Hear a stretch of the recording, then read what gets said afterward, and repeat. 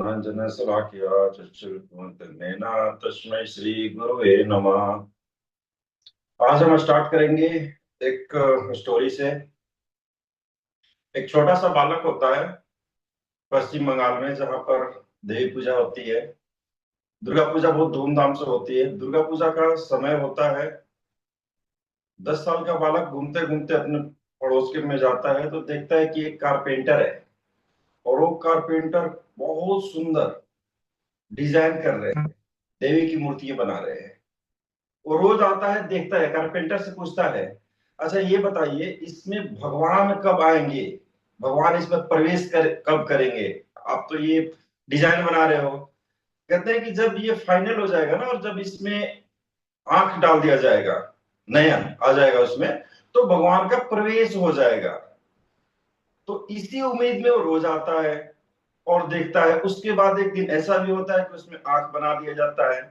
अब फिर बोलता है कि आपने लकड़ी का डिजाइन बनाया, दूसरे भाई ने इस पे क्या किया कि मिट्टी का लेप लगा दिया, फिर आपने पेंट कर दिया, और बहुत सुंदर सुंदर आपने दो नयन बना दिया। लेकिन भगवान कब प्रवेश किए या कब करेंगे मुझे तो नहीं दिखाई दे रहा है। अब वो कारपेंटर बोलता है कि नहीं, ऐसे नहीं होता है, हमने तो कर दिया, अब ब्राह्मण आएंगे और ब्राह्मण अपने मंत्रों के द्वारा इसमें देवी को प्रवेश कराएंगे। फिर खुश हो जाता है, चला जाता है। फिर देखता है, फिर पंडित आते हैं, पूरा विधि विधान से पूजा पाठ सारा कुछ होता है, और इसी टकटकी में रहता है कि भगवान इसमें कब आएंगे, देवी इसके अंदर प्रवेश कब करेंगी, मुझे देखना है। फिर उसको जवाब नहीं मिलता है। पूजा खत्म हो जाती है, फिर कारपेंटर के पास जाता है, बोलता मैंने तो वो भी देख लिया, फिर भी मुझे भगवान नहीं दिखे, बताइए कब उसमें देवी प्रवेश करेंगी। कारपेंटर बोलता है कि देखो, आजकल के जो ब्राह्मण है ना, वो दक्षिणा लेने के चक्कर में है और धन उगाही के चक्कर में है। इस चक्कर में वो रहते हैं, और उनको कोई मतलब नहीं होता है कि कब इसमें देवी का प्रवेश होगा। तो तुम्हारे सवालों का जवाब मैं नहीं दे सकता। हाँ, एक सवाल का जवाब मैं दे सकता हूँ कि मैं जिसका पूजा करता हूँ वो भगवान है, और वही सर्वशक्तिमान है। और फिर वो श्री कृष्ण का और चैतन्य महाप्रभु का विधिवत इनको बताते हैं। कारपेंटर से ये ज्ञान मिलने के बाद में उन्होंने क्या करता है कि वो जपा शुरू कर देते हैं। उनको मालूम हो जाता है कि भगवान कौन है और हमें क्या करना है। तो आप सारे यहाँ पे भक्त हैं और सब बहुत ज्ञानी हैं, तो आप लोगों को समझ में आ ही गया होगा ये बालक कौन है। ये बालक जो है, इनका जो बचपन का नाम है, इनका क्या नाम है बचपन का? केदारनाथ दत्त, जो कि बड़े होकर बने हमारे भक्ति विनोद ठाकुर, श्रील भक्ति विनोद ठाकुर की जय। श्रील भक्ति विनोद ठाकुर के बारे में क्या कहा जाए, ये 7वें गोस्वामी है जो चैतन्य महाप्रभु के पार्षद है। इनका जन्म 2 सितंबर 1883, जब देश हमारा अंग्रेजों का गुलाम था, उस समय नदिया ग्राम, जो कि पश्चिम बंगाल में, वहां पर हुआ था। इनके पिताजी का नाम राजा कृष्णानंद, जो नित्यानंद प्रभु के बहुत अनन्य भक्त थे और शुद्ध वैष्णव थे। लेकिन जो माताजी थी, वो माताजी वैष्णव नहीं थी, और माताजी का जो परिवार चला रहा था वो परिवार नहीं था, वैष्णव नहीं था। तो इस, और माता जी का प्रभाव बहुत होता है, तो इसीलिए बचपन में इनको क्या बोलते थे? दैत कुलेर प्रहलाद। दैत के घर में पैदा हुए प्रहलाद। मतलब कोई सुविधा नहीं थी, पूजा पाठ नहीं था, कुछ इस तरह का चल नहीं रहा था, तो इनको पता नहीं चलता था कि मुझे करना क्या है। बचपन का नाम क्या, केदारनाथ, जैसे कि मैंने बताया। अब देखिए इनकी क्या विशेषता थी कि जब 2 साल के हुए तो 2 साल में ही इन्होंने एक कविता की रचना की। आज बहुत सारे हम इनके ना भजन गाते हैं।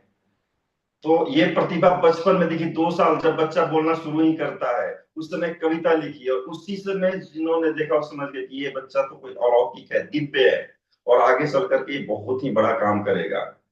तो 2 साल में ये हो गया। उसके बाद जब ये 9 साल के हुए, 6 साल के हुए, तो 6 साल की उम्र में इन्होंने रामायण महाभारत इत्यादि ग्रंथों का अध्ययन कर लिया, पारंगत हो गए इन सब विद्याओं का।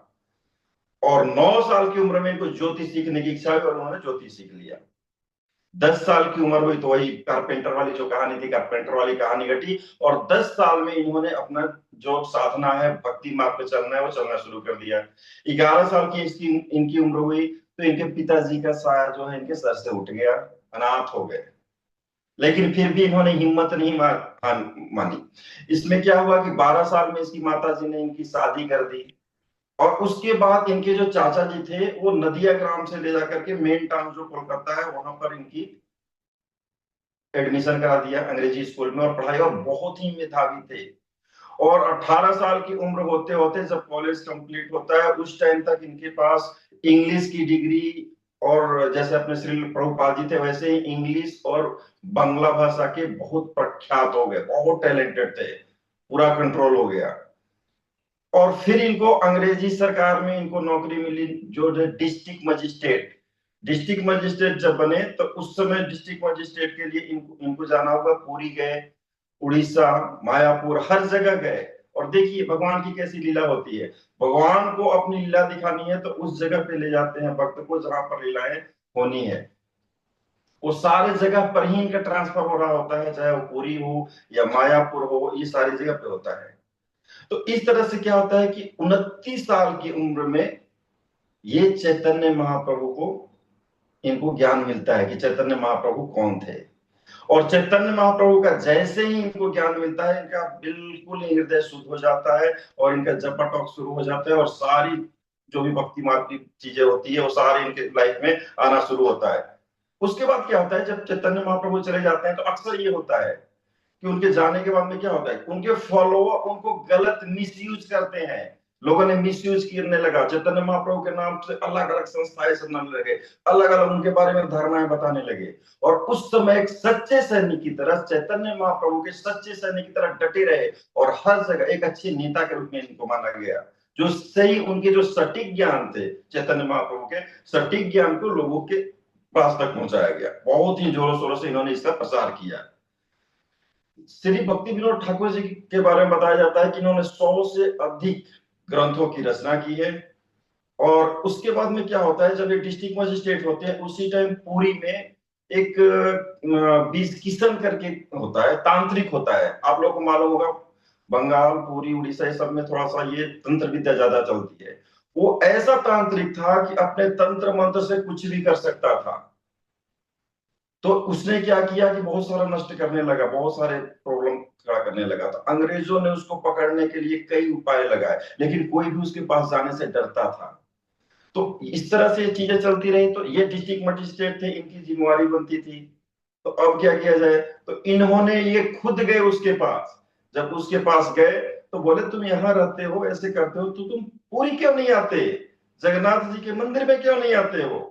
तो उसका जो डायलॉग होता है वो बोलता है, पूरी में कौन है, अरे वो जगन्नाथ है, अरे वो तो लकड़ी का है। मैं देखो, मैं ही भगवान हूँ, अहम ब्रह्मा, मैं ही भगवान हूँ। बस ये इतना बोलना था कि अपने जो भक्ति विनोद ठाकुर है वो कैच कर लेते हैं, तुरंत पुलिस को बुला के बोलते हैं इसको ले जाओ, इसकी शक्तियां खत्म हो गई। जब ये बोल दिया कि मैं भगवान हूँ, मैं ही भोगता रहा हूँ, और उसको कैद करा लेते हैं। हालांकि बहुत बड़ा तांत्रिक होता है। जब सुनवाई हो रही होती है तो इसी दौरान में भक्ति विनोद ठाकुर की जो डॉक्टर होती है उनकी तबीयत बहुत खराब हो जाती है, ये अपने तंत्र मंत्र कर देता है। और जब आखिरी सुनवाई जिस दिन होती है उस दिन भक्ति विनोद ठाकुर की भी तबीयत खराब हो जाती है, बहुत ज्यादा खराब हो जाती है। लेकिन फिर भी हार नहीं मानते हैं, ये तंत्र विद्या मायावाद के आगे ये घुटने नहीं टेकते हैं, और फैसला सुनाते हैं, इसको 18 साल की कैद की सजा सुना देते हैं। सॉरी, 18 साल नहीं, 18 महीने की इसको कैद की सजा सुनाते हैं।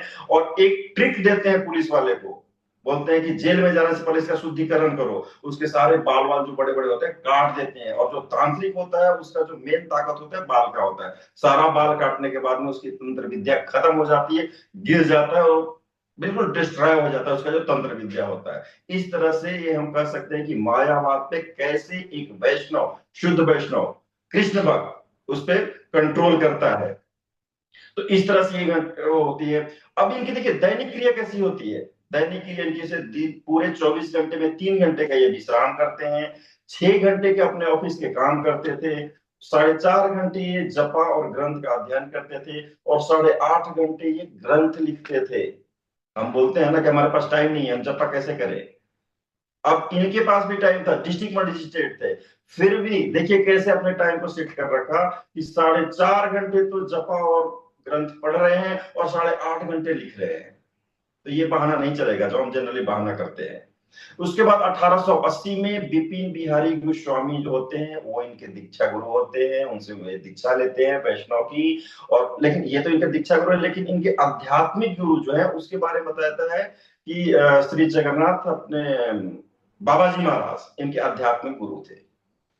तो उनसे ये बहुत सारी शिक्षाएं लेते हैं।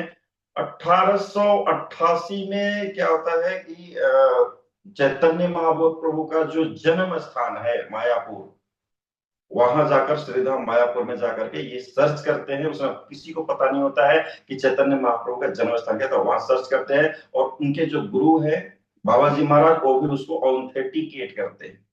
तो इस तरह से इन वैष्णव का पूरी जीवनचर्या रही उसमें। और आज उनका अपीयरेंस डे है, तो उस अपीयरेंस डे में हम सारे गोस्वामियों से, खास करके श्री भक्ति विनोद ठाकुर जी से हम आग्रह करेंगे कि हमारी लाइफ में भी, हमारे जीवन में भी ऐसे ही जैसे आपने भक्ति भाई वैसे ही भक्ति हमारे जीवन में भी आए। और इस तरह से हरिनाम प्रभु की शरण में है, हरिनाम प्रभु हम पे कृपा करे और वैसे ही हमें सारी चीजें अवेलेबल कराए ताकि हमारा बिल्कुल शुद्ध चेतना शुद्ध होती रहे। तो इसी के साथ मैं अपने शब्दों को विराम दूंगा। नमः ओम विष्णु पदाय कृष्ण पृष्ठाय भूतने श्रीमते भक्ति वेदांत स्वामिनीति नामने नमस्ते सरस्वती देवे गौरवाणी प्रचारणे निर्विशेष शून्यवादे पश्चात देशे तारणे।